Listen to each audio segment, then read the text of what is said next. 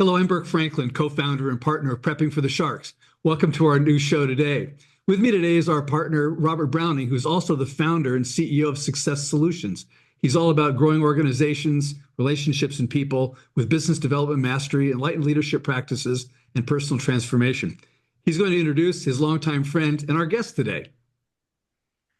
Thanks, Bert. It's a pleasure to be here.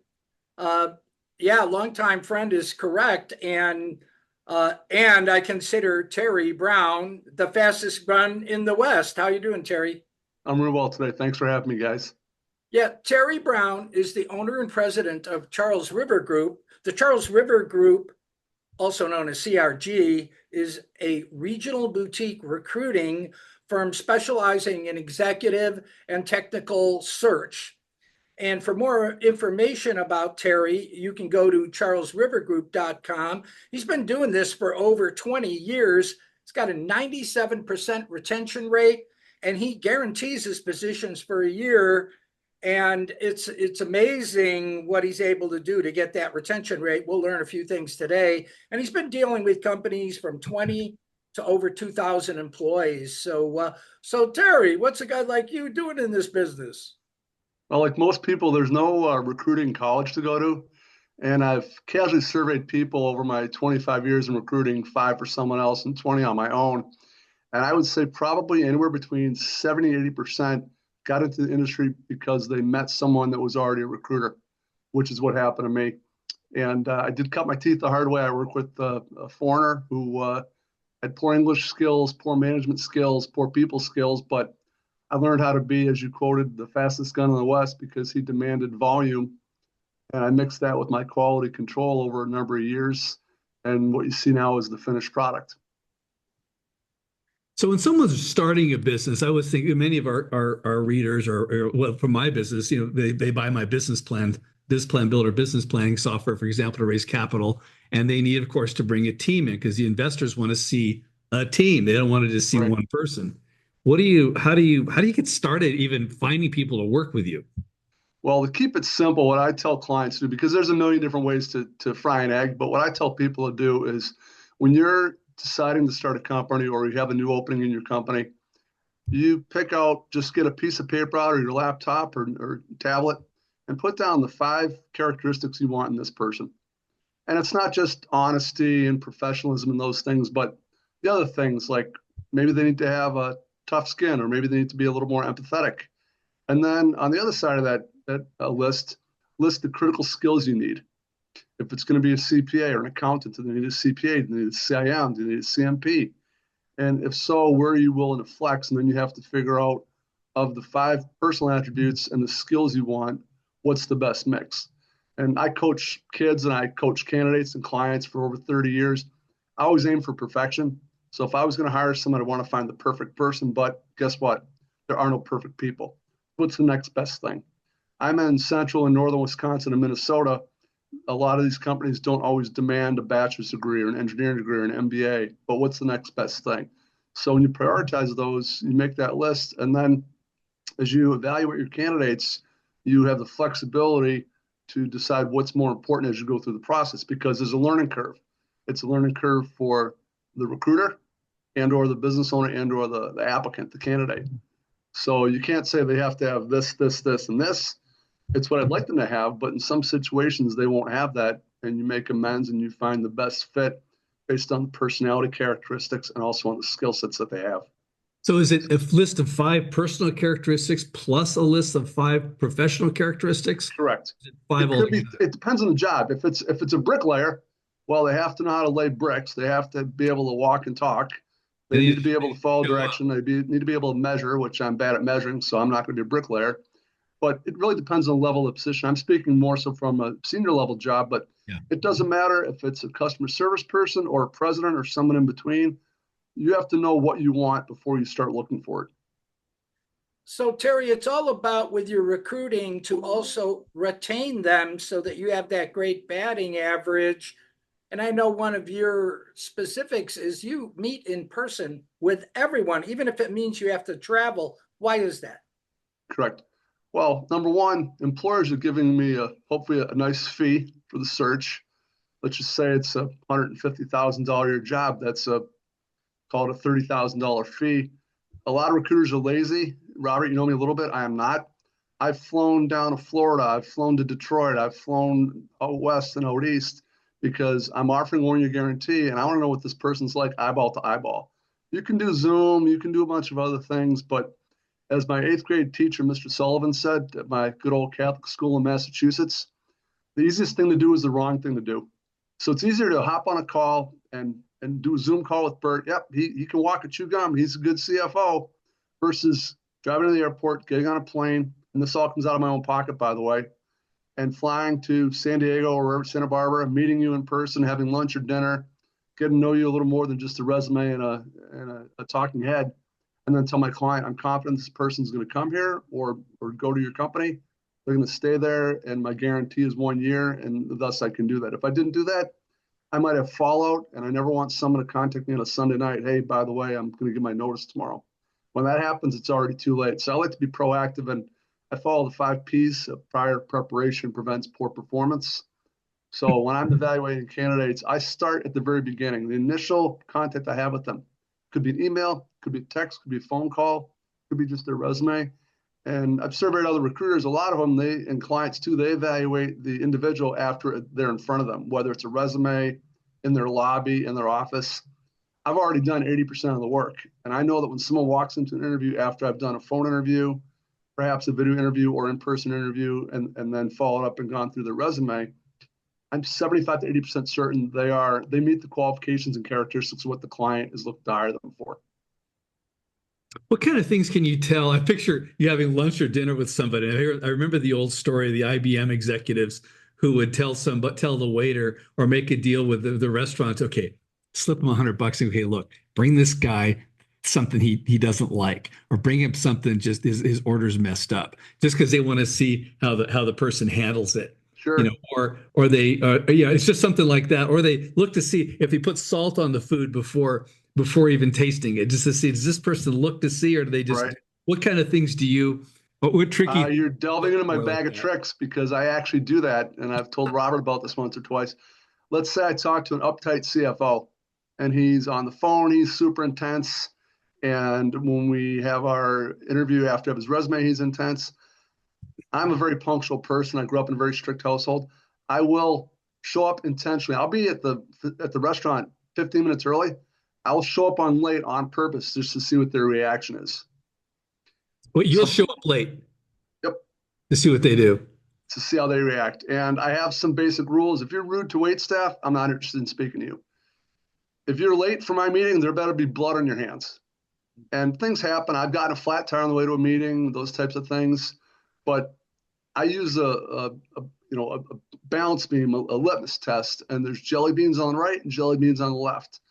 And as we're going through that process, if that person has a mistake in their resume, is late, snaps at a waiter or waitress, or is not polite, or whatever else might happen, that raises my red flag. And I give people 2 strikes. I love baseball, but 3 strikes are too many. So if anything happens during that process, and grant that there's situations that come up. I mean, my son, for example, allergic reaction at school. I might be late for a meeting, but I just got out of the ER because he had epinephrine because he ate some peanuts by accident, and I probably gave them to him by accident. So there's exceptions to the rule, but in general, I look for consistency. So if someone's going to be late for my phone interview, they're late for our video interview, they're late for our in-person interview, that's a sign. History will repeat itself. And same thing if someone's early, on time, they have their resume, I don't tell them to bring references, it's always good to have them, little things like that. So I kind of use that in the back of my mind as a barometer on how well they would be a fit. And if I have clients that are the same personality like that, I have to prep the candidates as well. And if someone doesn't enjoy someone being late, who does, but a minute or two is fine, or they want someone even keel and not a hothead, we're going to be able to delve into that before they're made an offer to know if that's going to be a conflict or not. At what point do you actually go see them? I mean, are you obviously just going to see everybody up front, but you get you meet them. I imagine you obviously meet them here on Zoom, perhaps. You talk to them on the phone. You got the resume. You're down to what? Down to the final 3 maybe for this $150,000 job. So the general rule of thumb is I try and contact between 30 and 50 people per search. Now, customer service, it won't be as difficult. president of a plastic and wood fiber polymer producer. Might be a little more challenging, but I like to have 5 resumes to show with the client. I rank them A, B, and Q. A is very good, B is good, Q is questionable, not sure yet, and present the top 3 to 5 resumes. I rank them for the client. I put together, remember the back of baseball cards? I put together a little stat sheet on them. Name, rank, serial number, education, personality type, do they volunteer, how are their communication skills, all that. So they have a snapshot of all 3 candidates on a nice sheet of paper on their computer screen. And they say, yeah, you're right. Number 1 is an A, number 2 is a B, B plus, and number 3 is a B, but we'll start at the top and interview A and go from there. Does intuition have much to do with, is that in the mix? It is to a certain extent, but I think it's learned intuition. And clients get interviewed by candidates as well. And I've had to coach up clients more than candidates to say, okay, Robert, I need to make sure you have this available for the candidate, and we need to have these things reserved so that everything flows smoothly. And I mean, everyone's being interviewed all the time. You know, whether you're going to meet a new doctor or you're getting your car looked at, you're evaluating the person you're dealing with. And so I try and do that throughout the process. And again, I'm not bragging about the retention rate. I'm sure there's some luck involved. There's some skill. And we're not New York City. This is Wisconsin and Minnesota. So it's not like you're going to have, somebody with a bad background that's going to try and slide in. But I'm very observant about people's characteristics and personality and how they react. And I just try and file that away. And am I wrong sometimes? When I was younger, yes, a lot, sometimes more often than not. But as I've matured and met more candidates, I've interviewed over 3,000 people in person. I'll say I'm wrong maybe 10 to 20% of the time. And that's only because maybe I haven't met the person. They couldn't meet me, or they're too far from where my client was to interview me, and we're in 3 different cities. But in general, my guts and my intuition after doing this for 20 plus years has been probably one of my best resources to leverage. You use tests sometimes too, don't you? Correct. So there's a couple different personality tests, and I always tell clients that shouldn't be thumbs up or thumbs down like Julius Caesar. That's just another tool in your toolbox to make an evaluation. And I think back, I used predictive index when I took it on behalf of a client so that I would know what the results were. And my HR consultant said, Terry, if you weren't a recruiter, you should be one now. So that stuff doesn't change, but the things she brought up were, I don't like mundane work. I like challenge. I like opportunity. Obviously, I like to speak to people. I like to learn about their backgrounds. And what would I do if I weren't a recruiter? I might be a college counselor, a career counselor, but we joke in the industry that recruiters are social workers that like money. So I have a person at company A, they're not happy. It's either low pay, commute, culture, management, glass ceiling. I'm the anti-Robin Hood. I take from the poor and give to the rich. So the rich companies are the ones that have a good culture. They've got good management, good leadership practices, good benefits, good perks for your employees. And it's not always just the benefits. It might be you can bring your dog to work, or you can be casual every Friday and business casual Monday to Thursday. So there's a lot of different factors that come into play. But I try and make sure, and basically what I say to myself is if I were going to go work for Burke and I'm a potential candidate, do I want to go work for his company? And if I do, you're probably a CRG client. If I don't, then I'm going to gracefully say, I don't think we can help you. Same thing on the candidate standpoint. I deal a lot with manufacturing companies. That's kind of my main focus. And if there were a CRG manufacturing company and I was looking to hire Burke or Robert for my company, if I wouldn't hire them for the fictitious Charles River Group, why would I refer them to the clients that are paying me a fee and I'm offering a 1-year guarantee on top of that? Well, how long does it take typically to find somebody from the moment I call you up and say, I need a CFO or somebody? Right. And well, I hope I'm not being a bragger, but I've done some searches I've completed in 1 day. wow. Found an IT security administrator for a large law firm in Milwaukee, Wisconsin. Contacted 3 candidates, 3 phone interviews, 3 phone screens. I met them all 3 the next day, back to back to back. Had an offer in less than a week. The worst case, I did a medical business development manager. So a person that was in sales, only selling medical building construction. I had to kiss about 250 frogs. Oh, And it was for a large $900 million construction company in Wisconsin over near Green Bay. And unfortunately, the person was located down south, but he was a Packer fan. So that was kind of the linchpin. And he had played football at Kansas. So he was definitely a diehard football fan. He was sick of the South and the hot weather, and it just worked out. But that was, I'm not probably 90 to 95% no thank yous from everyone I contacted. Wow. But rejection is part of life. Whether you're a candidate, a client, a recruiter, whether you do what you guys do, rejection is part of life. Get used to it. I was going to say, it seems like, we're being evaluated constantly. I'm in a Toastmaster club here. I was the president of the club for a bit, but I've been there about 5 years. And I tell people the stage fright, yes, you're being evaluated when you speak, and the evaluator gets up there and evaluates your speaking, your speech, and you just, I don't know, it's not get over it, but you just need to get used to it and accept that as a fact of life. But I was also going to ask you, so now that you've flown out to have lunch with somebody, but maybe they didn't take the job, I presume you've got this database of your own where if someone calls you up and say, I need a certain person that does this, you can go back into your database and say, I found this person, I like them. How much of that plays into what Right. you? There is some of that, but because the job environment has changed so much over the past 5, 10 years, it would be a situation where you might stay at your company for 5 or 10 years until I called about another job. But people are so transitionary now that candidate may not be available. They may have taken another job. They might still be there, but what we call that in the industry is recycling. I don't really recycle candidates, but if I have a search, let's say it's in Chicago, and I have someone that maybe their personal life changed, they're in Milwaukee, they had kids growing up, et cetera, but now their kids are in college, they can commute to Chicago, they could move down there. Their situation changes, but I don't single them out and say these are the only people I'm going to pursue. Yeah. I'm going to start a fresh list of new candidates as well. I'll put them in the mix. I'll crack them and stack them, as a chiropractor would say. And then if they bubble up to the top and they're one of the top three, I'll present them to the client. If they're not, then I certainly won't.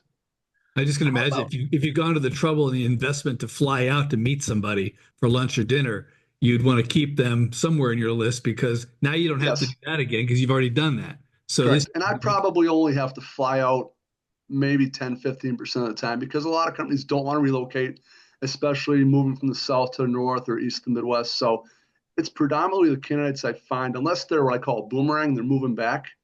So if they're in Wisconsin, Minnesota, Illinois, in the Big Ten states, it's not an issue for me to meet with them in person. When I do have a boomerang, though, I will still interview them, but I know they're coming back. And if it's for money, it's not a good fit. So one gentleman I'm thinking about hiring him as VP of sales at a company in Western Wisconsin, an agricultural tire remanufacturer. They remake tires for the big stuff you see on the sides of the roads. And he said, I'm motivated because my mom just got over cancer. I'm in Cleveland. She's in Eau Claire, Wisconsin. This company's 30 miles away. And the client knew they wanted him. And they said, his base is 150, but if you can be here in a week, it's 160. So I called him back to follow up and I said, what are you doing? He said, I'm packing my car right now. So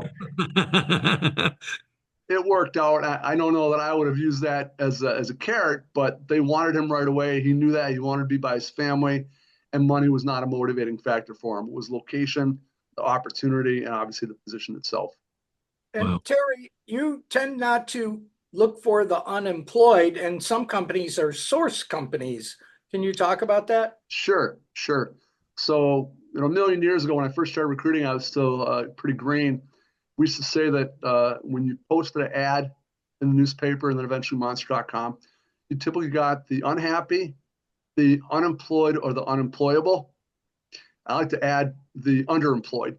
So I will source companies. And again, I hope I'm not on a stage here, but there was one company that weren't a client of mine. I didn't want them as a client.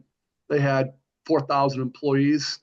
I spent almost the entire month of December calling every single engineer from the company day after day, 20 in the morning, 20 in the afternoon for probably 3 straight weeks. They had eliminated their ESOP, so people were having a stage fright. They were getting ready to leave anyway. And a lot of recruiters take off after Thanksgiving until January 1st.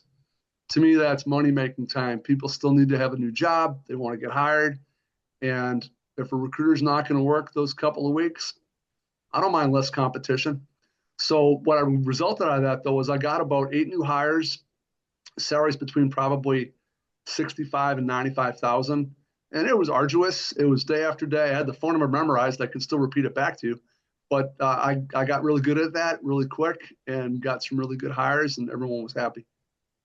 Do you advertise? I mean, where do you advertise for candidates, or if you did, where would you do that? I can No, imagine, not Craig, typically. this I is have, probably not a good idea, but and I've had a corporate role where I've done online advertising, LinkedIn, Indeed, and JobBot, and all this other stuff. I'm not lazy, but I don't want to sift through. To me, at least, I would rather cold call 10 people and get 8 no's and find 2 rock stars, or 50 people, than to look at 75 resumes, find some other people that are pretty good, and deal with all the paperwork and all the hassle of going through those. I'm sure the younger generation, they prefer to post and pray, is what we call it. I'd rather bet on myself and find the best people I can through cold calling, networking, and obviously I do some searches online and some internet researching.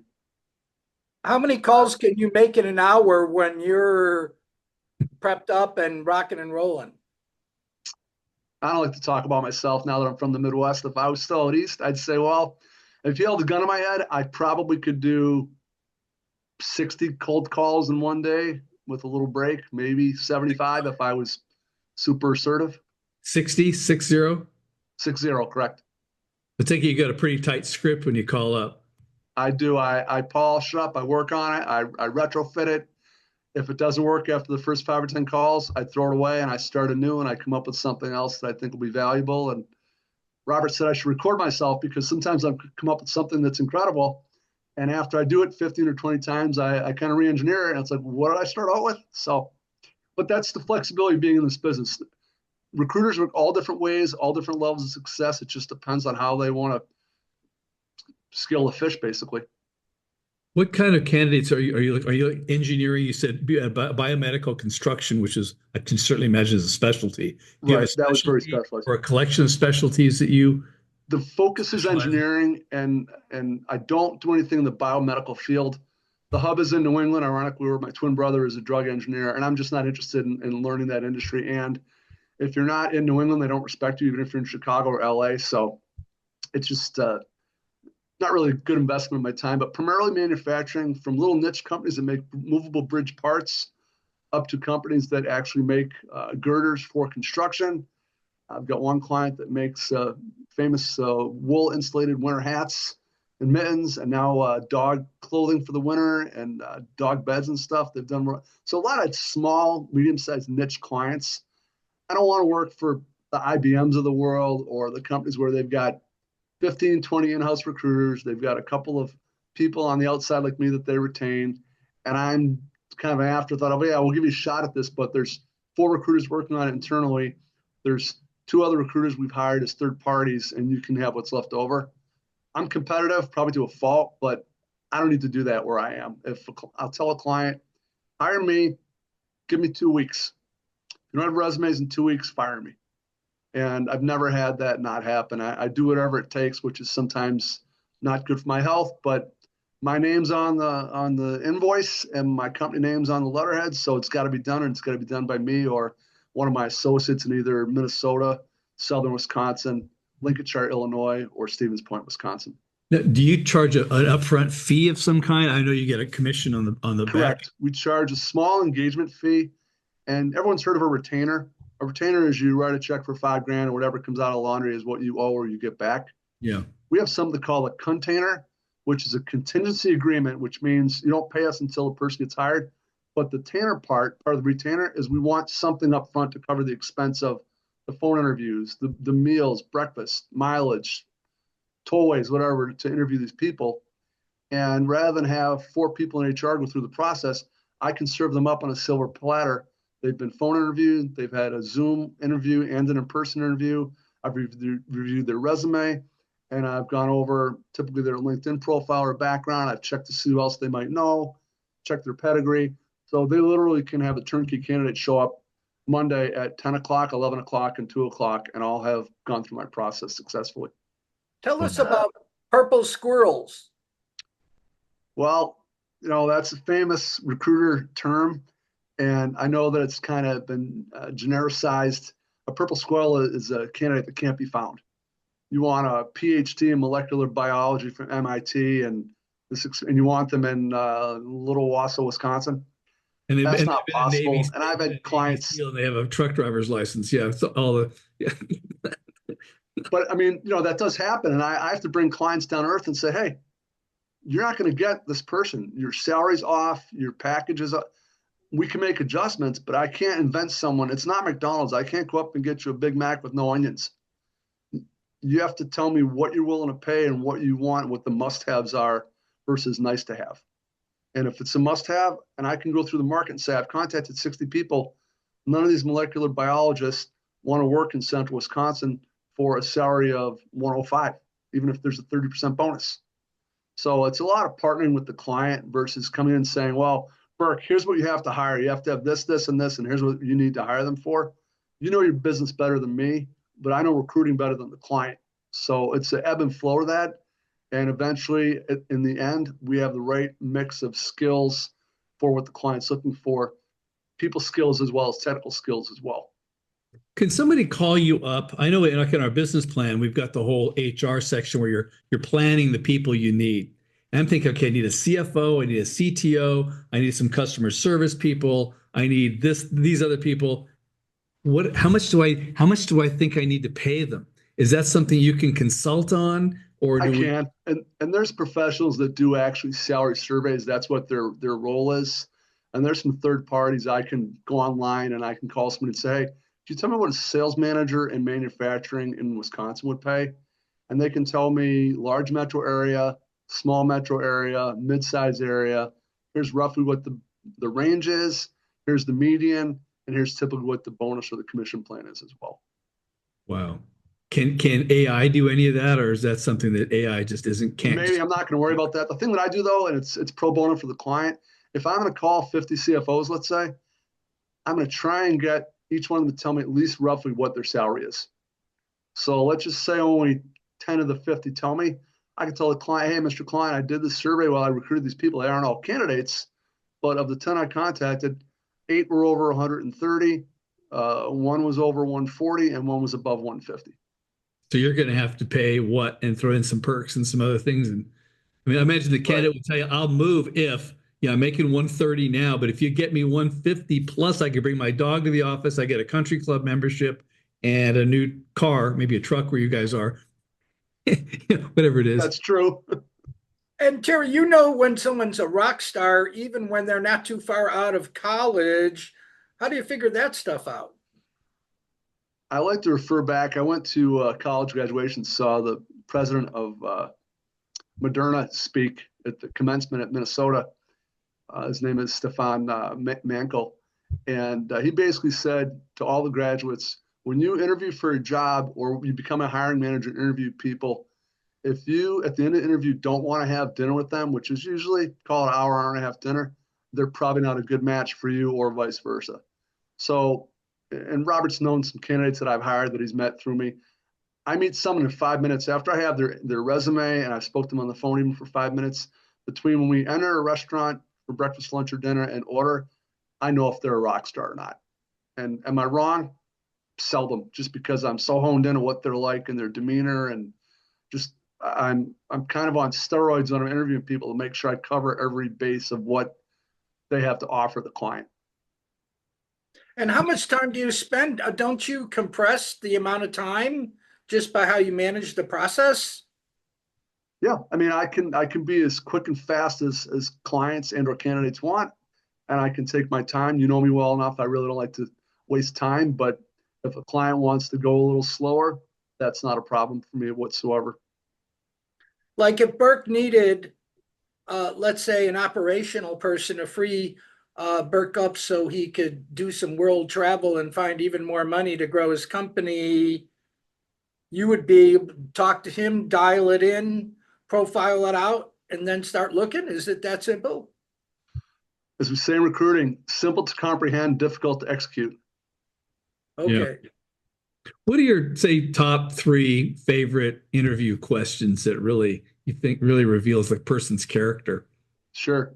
So if you don't mind, well, I won't turn the tables on you guys, but I was going to say I could ask you some of these, Do but that. I'll definitely ask you a simple one later. But one of the best ones I I like to ask is, who do you admire most in your line of work, whether it's insurance, manufacturing, sales, IT? If you were to ask me, I could tell you Robert already knows the answer. And then another question I like to ask people is, if you could do it all over again, what would you have done differently? Different college, different major, different physical location. And that gets people to open up. A lot of people still do closed-ended non-behavioral interview questions. Burke, do you have a CPA? Burke, do you know how to use Excel?